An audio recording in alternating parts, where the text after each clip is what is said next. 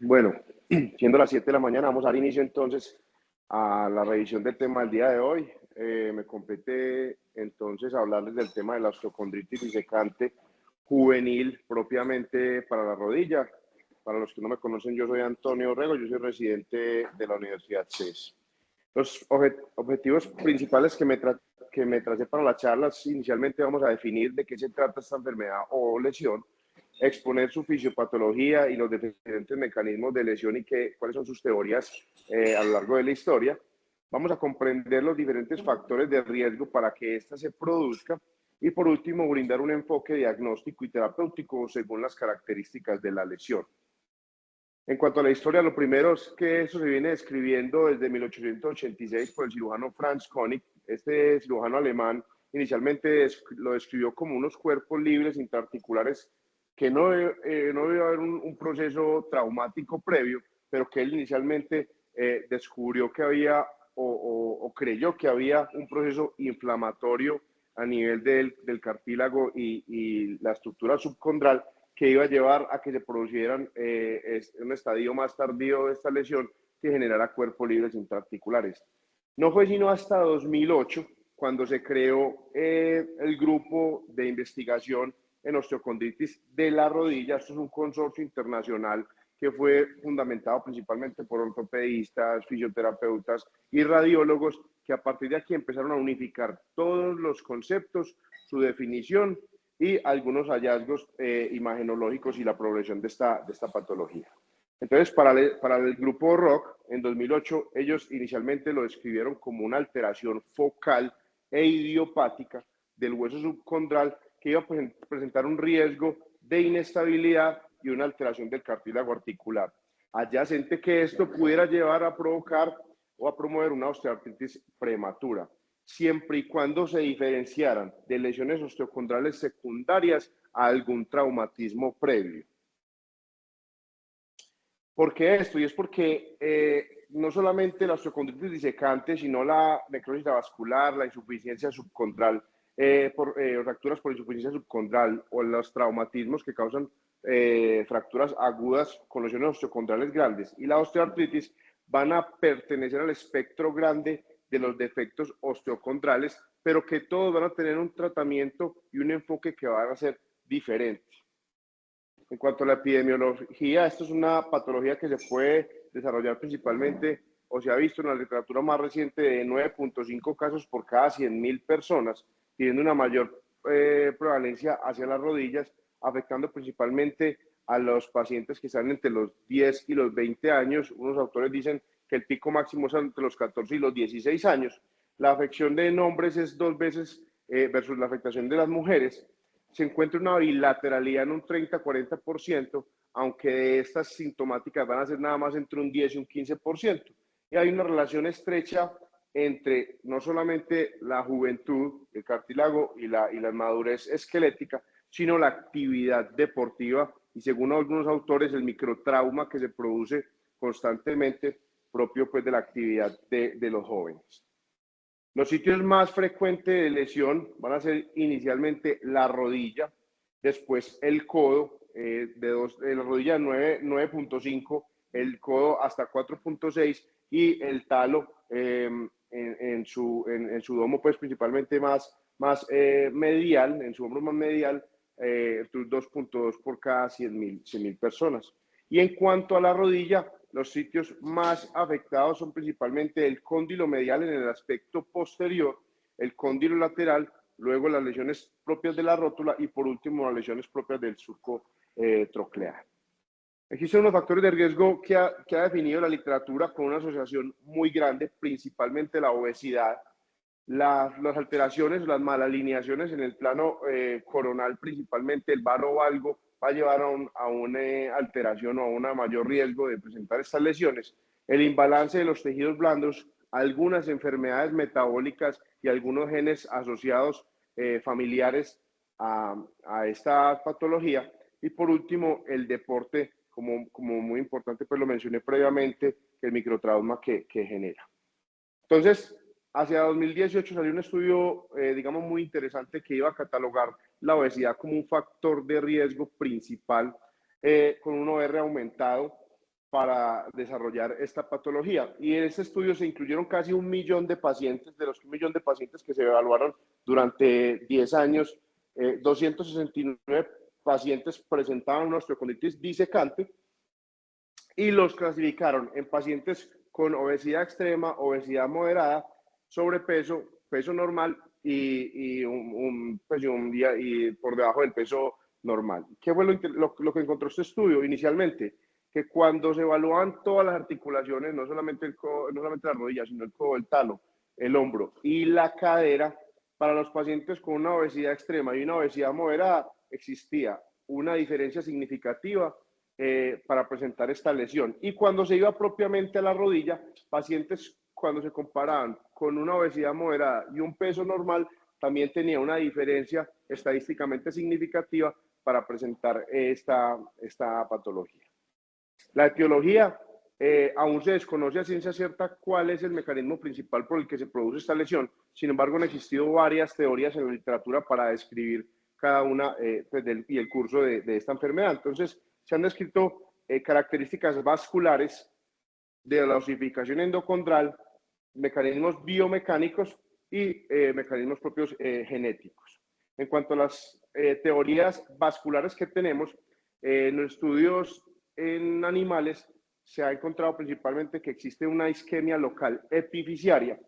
Esta isquemia local epifisiaria se va a conocer luego en un proceso que se denomina la osteocondrosis latens, que es una involución prematura de los vasos epifisiarios. Ya a partir de que hay una involución prematura de los vasos epifisiarios, va a haber como dos rutas si se autolimita y se cicatriza, o si por el microtrauma y por factores pues que van a perpetuar esta patología, ya va a generar una osteocondritis disecante. Entonces, la osteocondrosis latens, esa involución inmadura de los vasos epifisiarios, hay una alteración en la arquitectura vascular que va a ser anómala, y ya luego, si no se produce una cicatrización adecuada de esta lesión focal por isquemia, va a haber una osteocondrosis manifiesta, y ya si esto se va a seguir perpetuando, ya va a llevar a cambios cartilaginosos, como se ve en la última imagen, asociados pues propiamente a la osteocondritis disecante. Estudios más avanzados de resonancia han demostrado cómo hay una regresión vascular desde los 3 meses hasta los 8 años de edad. Vemos en la imagen A cómo a partir de pues, más o menos a los 3 meses existe una vasculatura distal casi completa de cóndilo femoral medial y lateral, y cómo estaba regresando a medida que va pasando el tiempo, a los 3 meses, 2 años, 3 años, 4 años y 8 años, presentando principalmente una vasculatura que va a ir de medial a lateral desapareciendo en el tiempo. Por eso es que también está asociado a las lesiones, principalmente a las lesiones del cóndilo femoral en la región medial, que tiene asociación pues con esta regresión vascular. En cuanto a las teorías por osificación endocondral, principalmente dos corrientes: una separación de un centro de osificación accesorio a nivel del fémur distal. Esto va a progresar a una osteocondritis disecante posterior a un microtrauma, una lesión que se presenta sobre un núcleo accesorio que nunca va a mejorar. Y la otra teoría es por fallas en la osificación endocondral, la unión completa y la fusión y la madurez pues, de esta osificación endocondral, que va a promover un cartílago inmaduro, y este cartílago inmaduro lo va a poner en riesgo a presentar lesiones propias de esta patología. De las teorías que más peso tienen en la literatura es la teoría biomecánica. Inicialmente, si bien no hay un trauma específico declarado pues para esta patología, se habla de que existe en el microtrauma, el trauma repetitivo por las actividades deportivas, está envuelto en un 40% de las lesiones que ocurren en la rodilla. Principalmente los dos deportes más asociados a estas lesiones van a ser el baloncesto y el fútbol. Otros factores biomecánicos que van a contribuir para presentar esta lesión son las malalineaciones, principalmente en varo y en valgo, Y existen algunas alteraciones anatómicas propias intraarticulares que van a aumentar este riesgo, que las cuales van a ser un notch estrecho, las espinas prominentes, principalmente la espina medial prominente que va a tener un contacto específico o directo con el cóndilo femoral medial, un slope posteromedial tibial aumentado, que los cóndilos femorales sean dismórficos y una huella, y se define también una huella femoral del ligamento cruzado posterior más distal en su inserción femoral. ¿Cómo vamos a realizar el enfoque diagnóstico de esta patología? Entonces, lo primero es cómo se va a presentar nuestro paciente. No existe un desencadenante muchas veces claro. La sintomatología va a depender mucho de la ubicación, el estadio en que se presente la lesión, y el dolor, principalmente los pacientes lo van a referir que van a empeorar con la actividad y va a mejorar con el reposo. Existen o se asocia mucho en los estadios más tardíos a episodios de efusión intermitente y rigidez cuando ya existen cuerpos libres intraarticulares, que es del estadio final pues, de esta lesión. Se ha descrito una prueba al examen físico que se denomina como el test o el signo de Wilson, en el que se le pide al paciente que fleje la rodilla a 90 grados y se le hace una rotación interna de la pierna y se le pide al paciente que extienda. Si el paciente de los 90 hasta los 30 grados empieza a presentar dolor, se le pide luego al paciente o activamente pues se le hace al paciente se le rota pues ya hacia externo la pierna, y si el paciente refiere mejoría del dolor, es un signo que se ha descrito pues en la literatura propio de esta patología solamente si existe lesión del cóndilo femoral medial. No existe para el resto de las otras lesiones por osteocondritis disecante en la rodilla, y su sensibilidad es supremamente baja, y, al igual que su especificidad, pero se describió propiamente para esta lesión. En cuanto a las ayudas diagnósticas, siempre, se describe en todos los artículos que revisé para esta patología, las radiografías de rodilla es el examen inicial que hay que pedir en todos los pacientes. 3 proyecciones que no nos deben faltar: una proyección anteroposterior, una lateral y una proyección en túnel. La proyección en túnel es supremamente importante porque hay veces en la proyección anteroposterior no se ve la afectación del cóndilo femoral medial en la región más posterior. Entonces, con esta visión nos permite hacer pues evitar que se nos pasen algunas lesiones que no vemos en radiografía, porque es nuestro primer examen pues, de elección. Pero uno de los limitantes de este método diagnóstico es que no nos va a determinar la estabilidad de la lesión, ni nos va a esclarecer o nos va a hablar de esas lesiones sutiles que sí se van a ver con otros métodos diagnósticos. Para esto, entonces, la resonancia simple de rodilla se describió como el estándar de oro para diagnosticar y caracterizar las lesiones. Vamos a encontrar principalmente que en la secuencia de T1 nos va a servir para localizar la lesión y hacer una evaluación del tamaño.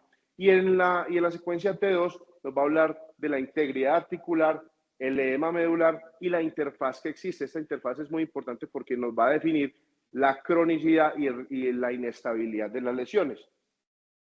Es muy útil también la resonancia simple de rodilla para poder hacer el seguimiento de los pacientes. Se habla que entre 3 y 6 meses los pacientes empiezan a presentar cambios en resonancia que pueden ser visibles y pueden ser útiles hacer un seguimiento.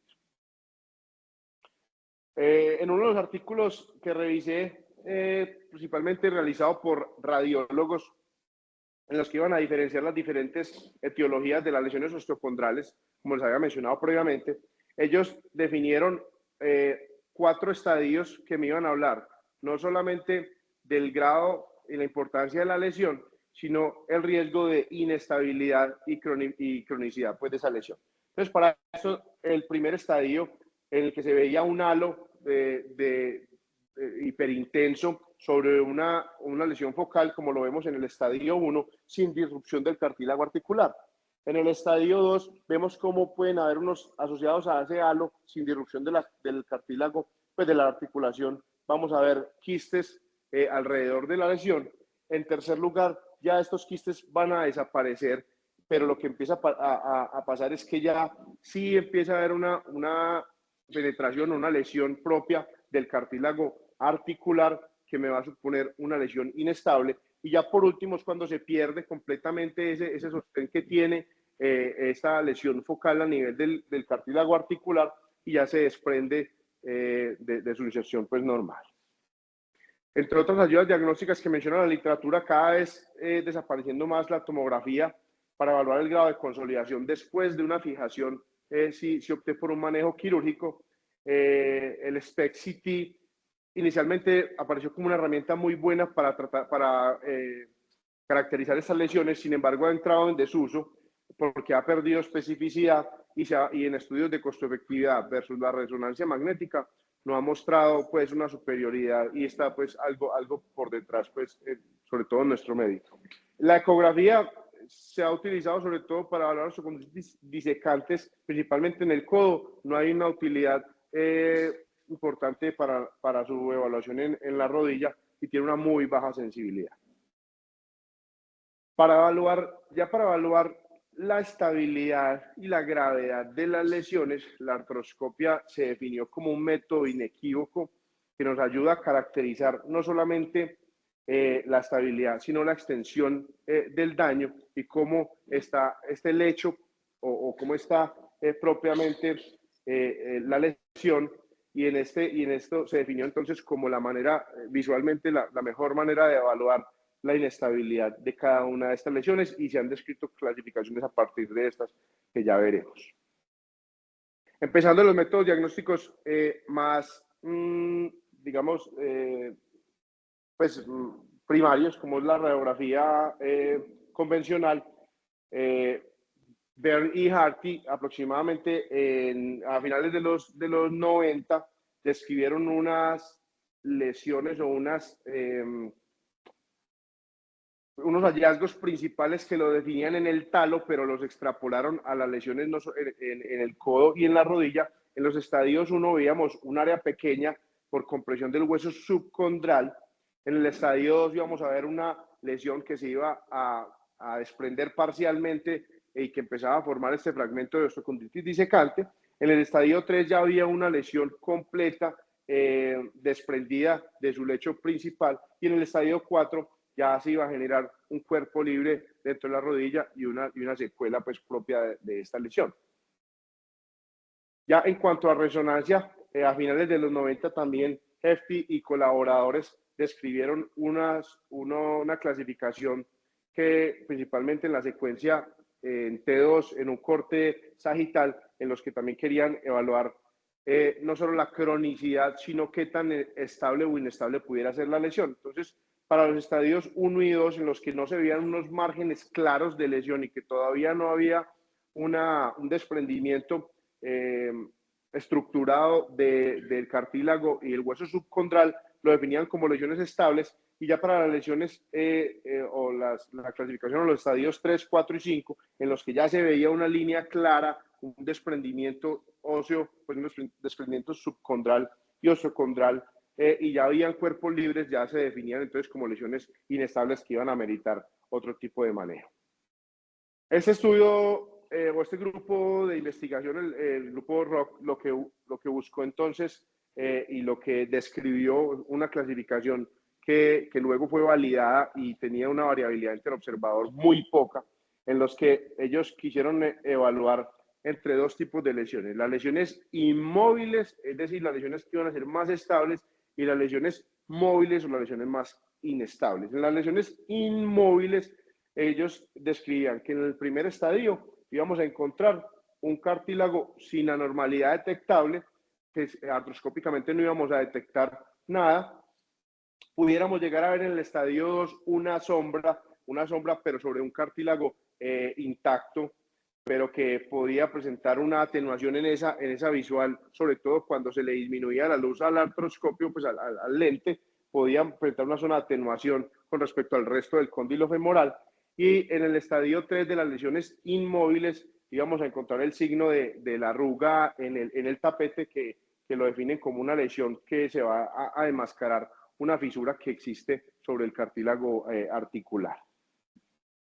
Ya para las lesiones móviles o las lesiones inestables, vamos a tener el lockdoor, el trapdoor y el cráter. El lockdoor habla simplemente que se busca, existe una lesión que se ve, que es palpable, que se busca movilizar con el palpador pues, artroscópico y no permite que se encuentre enganchado, existe una inestabilidad relativa de esta lesión.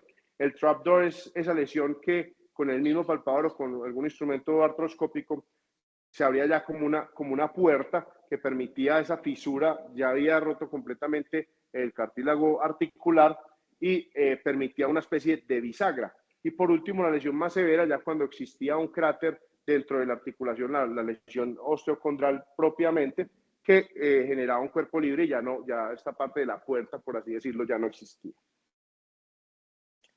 Bueno, entonces a partir de esto, los diferentes autores que han hablado, sobre todo el grupo ROC, que es el, digamos, más reciente y más importante, que reúne mucha gente, ha definido no solamente en sus diferentes artículos, sino en las guías de práctica clínica publicadas en la AOS.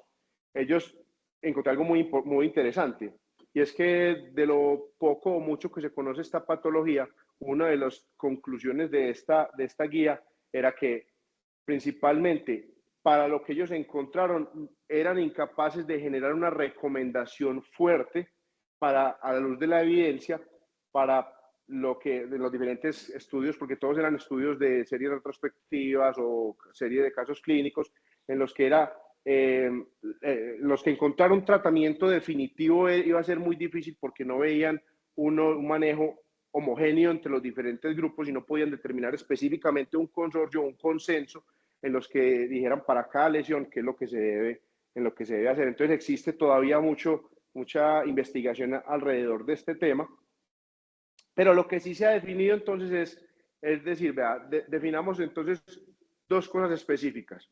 ¿Cuál es la madurez esquelética que tiene el paciente? Y lo otro que vemos no solamente en hallazgos de resonancia, sino en hallazgos artroscópicos, cuál es la estabilidad o el riesgo de inestabilidad de esta lesión. Son los dos aspectos claros que tenemos que tener en nuestros pacientes. Entonces, para el manejo conservador lo vamos a dejar específicamente, y lo subrayo, para las lesiones estables en el esqueleto inmaduro en un paciente que no sea sintomático. Se describe principalmente periodos entre 3 y 6 meses de un manejo conservador antes de pensar en algún tipo de tratamiento o intervención quirúrgica, y está dado por 3 pilares principales: la inmovilización entre 4 a 6 semanas, limitar el apoyo y por último las restricciones deportivas, que podían ir incluso hasta 6 a 9 meses. El doctor Kocher y sus colaboradores al principio de los 2000 empezó a describir un tratamiento por etapas de manejo conservador, entonces, o por fases. Entonces la fase 1, que iba a ser entre las primeras 6 semanas, él definía que a los pacientes les iba bien inmovilizando la rodilla estas primeras 6 semanas, apoyo protegido con muletas, y estos pacientes iban a presentar mejoría del dolor, y si presentaba algún cambio, hacer una radiografía. En este estudio, el doctor Kocher seguía a los pacientes con radiografías. En la fase 2, entre la semana 6 y la semana 12, mantenía el apoyo parcial. Después, el apoyo ya iba a ser sin restricciones, retiraba la inmovilización, hacía una fisioterapia dirigida, pero persistían las restricciones para el deporte y las actividades de impacto repetitivo. Y ya en la fase 3, que son la fase después de las 12 semanas, debía haber un retorno progresivo a la actividad deportiva, y es a partir de este punto cuando cumplía más o menos 3 meses en los que ya sí le solicitaba una resonancia para ver si había algún grado de progresión. Nuevamente, siguiendo a los pacientes clínicamente, si presentaban algún cambio, cambiaba pues como su fase. Este estudio, publicado en el 2019, es uno de los estudios más grandes que ha valorado este manejo conservador en los diferentes pacientes con las lesiones por osteocondritis disecante en la rodilla. Es una revisión sistemática. Evaluó 908 rodillas con esta lesión. Incluyó pacientes que les realizaron un manejo conservador con fisioterapia, inmovilización, limitación del apoyo y restricciones para la actividad deportiva.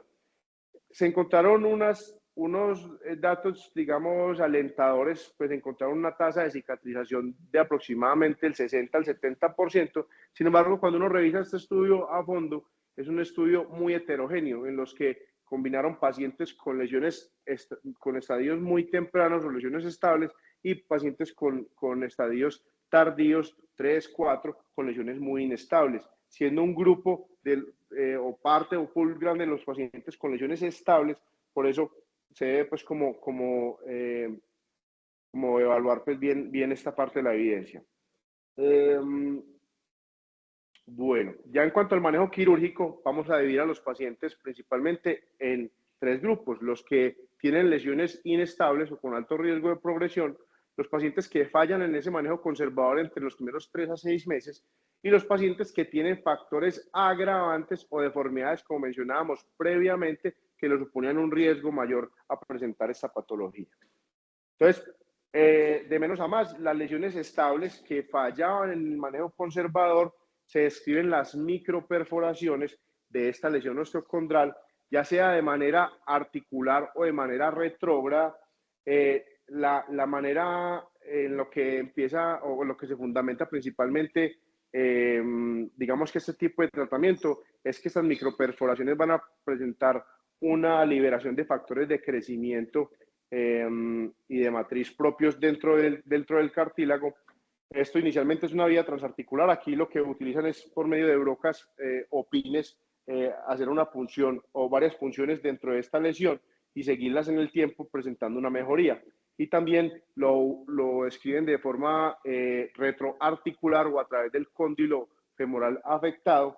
Lo dividen en diferentes zonas en el plano sagital: zona 1, lo más adelante, y zona 4, lo más posterior. Aquí lo que buscan es ingresar pues un pin y hacer unas perforaciones de manera retrógrada en el mismo sentido, y que también veían cambios a largo plazo con mejoría. Entonces, esa es la radiografía inicial de este paciente que presentaba una lesión osteocondral. Lo trataron de manera retrógrada. Vemos una lesión que se veía, digamos, muy madura en la radiografía preoperatoria, y ya una lesión mucho más estable en la radiografía posoperatoria.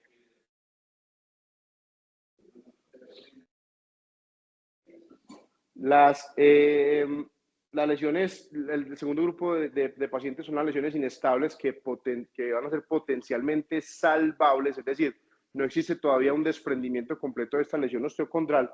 Aquí lo que se busca es realizar una restauración de la superficie articular y una fijación de esta fractura que se produce. Puede ser se ha descrito con tornillos metálicos de cabeza sumergible, tornillos de alta compresión, siempre, y tornillos, y siempre y cuando debamos corregir también los factores agravantes. Recuerden que entre los factores agravantes, la alineación, si nosotros corregimos la lesión, pero el paciente tiene un defecto o una alteración en la alineación, no solamente no vamos a corregir lo que le está afectando a este paciente, sino que no va a servir de nada el tratamiento que le hagamos a nuestro paciente. Las lesiones, el tercer grupo de pacientes son las lesiones inestables no salvables. Son pacientes que ya existe una fragmentación osteocondral grande, una necrosis subcondral o una degeneración completa del cartílago a nivel focal. Lo que los tratamientos que se han estudiado para este tipo de lesiones principalmente es la implantación de condrocitos, que se denomina en inglés como ACI, la aplicación de sistemas osteocondrales autólogos propios del paciente para tratar estas lesiones, que iban a ser inicialmente menores de 2.5 centímetros. Los tratamientos con aloinjertos, ya sean frescos o congelados, para tratar lesiones más grandes, mayores a 2.5 centímetros. Y también se ha estudiado la implantación de condrocitos con cartílago, con membrana, que esto se denomina como MACI, lo podemos encontrar en la literatura como MACI, pero no ha mostrado una diferencia pues estadística versus estas otras terapias. Una de las imágenes que traía uno de los artículos que revisé, vemos cómo la utilización de OCA o la técnica OCA para el tratamiento de lesiones osteocondrales o defectos focales. Ojalá, dice la literatura, que se utilice, si yo voy a utilizar un injerto, utilice el injerto propio de la lesión que yo estoy intentando reponer. Sin embargo, en este artículo particularmente utilizaban otros tipos de aloinjertos, principalmente para lesiones mayores a 2.5 centímetros. Cuando se ha comparado el tratamiento con microfracturas o microperforaciones versus el tratamiento con los OATS, un estudio publicado en el 2018, si no estoy mal, creo que es este estudio de 50 pacientes entre 12 y 18 años, prospectivo para lesiones grado 3 y 4, es decir, las lesiones más inestables y con menor riesgo de cicatrización. Lo que vio este estudio en diferentes escalas funcionales es que cuando compararon los OAT versus las microfracturas en el primer año y en los 24 meses posoperatorios no existía una diferencia significativa en cuanto a realizar uno versus otro. Mientras cuando trasladaban eso a 36 meses y a 48 meses, ya existía una diferencia entre realizar OAT o realizar una microfractura. Sin embargo, esto digamos como que tiene un sesgo porque ya la literatura nos había dicho, bueno, si las lesiones más inestables o las lesiones más grandes se deben tratar ya sea con injertos, ya sea fijando las lesiones, porque unas microfracturas que digamos es la escala inicial del tratamiento para las lesiones más pequeñas y más estables, a largo plazo van a mostrar buenos resultados. Entonces, este estudio vio o evidenció como lo mismo pues, que venía diciendo el resto de la literatura. Ya por último, en 2022 publicaron un artículo muy interesante sobre toda la revisión de las osteocondritis disecantes juveniles y proponen un algoritmo que les quise traer. Entonces, inicialmente, cuando se hace el enfoque diagnóstico, se le piden las radiografías siempre al paciente con las diferentes proyecciones que vimos. Incluso en este estudio recomendaban pedir las radiografías también contralaterales por el riesgo de la bilateralidad de la lesión y luego iban siempre a evaluar al paciente con resonancia. Si el paciente era asintomático y el cartílago articular era intacto, según pues, los diferentes hallazgos que veíamos en resonancia, debíamos observar a estos pacientes y considerar algún tipo de manejo si el paciente era deportista de alto rendimiento, si era una lesión grande o si ya tenía una fisis cerrada. Yo aquí no les he hablado de los pacientes, obviamente más grandes, pues porque esto es, digamos, ortopedia infantil, pero existe una diferencia significativa entre el manejo de las lesiones osteocondrales en los pacientes con inmadurez esquelética versus pacientes que ya tienen madurez esquelética. Se sabe que los pacientes con inmadurez esquelética pueden tener un riesgo, pueden tener una evolución más favorable de esta lesión, autolimitándose en un 60 o un 70%, mientras que los pacientes mayores con una madurez esquelética ya avanzada tienen menor potencial de remodelación de estas lesiones. Ya si el paciente era asintomático, pero persistía un cartílago articular intacto, si la fisis estaba abierta, manejo conservador para estos pacientes y hacer un seguimiento. Si la lesión era en una parte que no era típica, si era una lesión muy grande, si tenía cambios biomecánicos o alteraciones mecánicas que pudieran afectar a nuestro paciente, debíamos corregir estas y proponían la perforación retrógrada de estas lesiones osteocondrales como veíamos previamente. Ya si el paciente tenía hallazgos clínicos e imagenológicos de una inestabilidad de la lesión, debíamos hacer una artroscopía diagnóstica y ya depende de lo que encontráramos. Si había una lesión desplazada, pero que persistía, pues una lesión con un desplazamiento, pero que persistía, digamos, más o menos en su punto, o sea, una lesión completa, pero que permanecía en su punto, podíamos realizar microperforaciones o una fijación in situ. Ya si había una lesión desplazada, pero que podía ser salvable, un desviamiento de esta lesión, la reducción y la fijación in situ también de esta lesión. Y ya para los pacientes que no se podía salvar este fragmento y un desplazamiento severo, ya buscábamos tratamientos más agresivos como la utilización de OATs, OCAS o ACEs o MACEs. Ya entonces, para concluir, tenemos que entender que esto es una entidad poco frecuente, es multifactorial, que puede generar secuelas a largo plazo.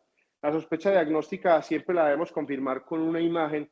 Esta también nos va a permitir realizar un seguimiento. Debemos conocer la localización de las lesiones, la madurez ósea y la estabilidad, y esto nos va a permitir indicar un manejo óptimo de cada una de estas lesiones, es decir, la personalidad de cada una de estas lesiones. Y ya en resumen,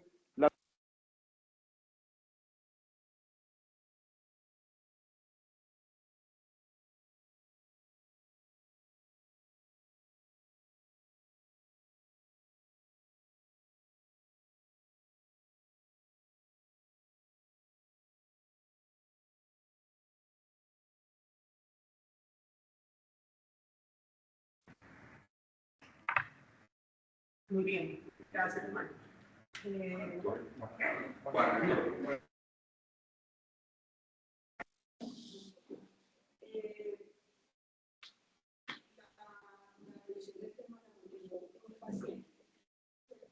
Sí, pero...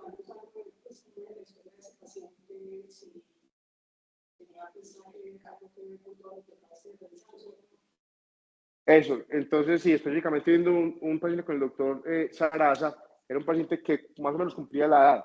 El paciente no presentó ningún trauma previo, pero el paciente cuando le solicitaron una radiografía, vimos una lesión osteocondral propia del cartílago en la región más medial del cóndilo femoral. Este paciente no estaba tan sintomático, sin embargo, este paciente había hecho un manejo... no, eso fue otro paciente que vimos. No, ese paciente nos llegó principal, no, porque con el doctor Simón vimos otro, pero, pero ese ya llevaba tiempo, ¿no? Con el doctor Sarasa vimos un paciente que nos llegó de nuevo, que debíamos iniciarle el seguimiento a esta lesión.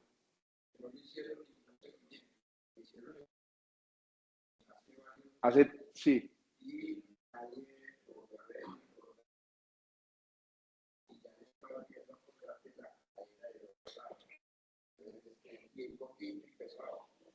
Sí, tenía un peso aumentado y estábamos sospechando que la cadera derecha no estuviera haciendo deslizamiento, que nadie le había hecho seguimiento. Sí, pero...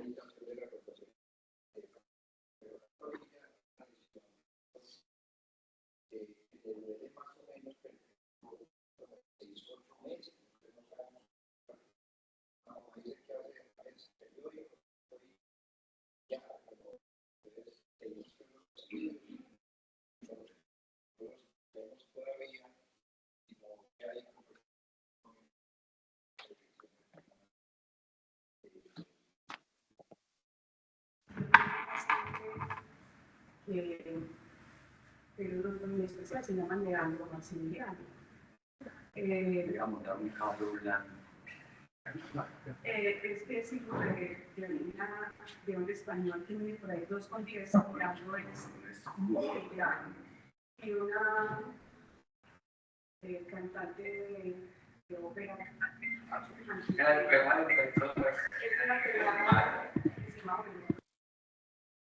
Es una princesa así, pues,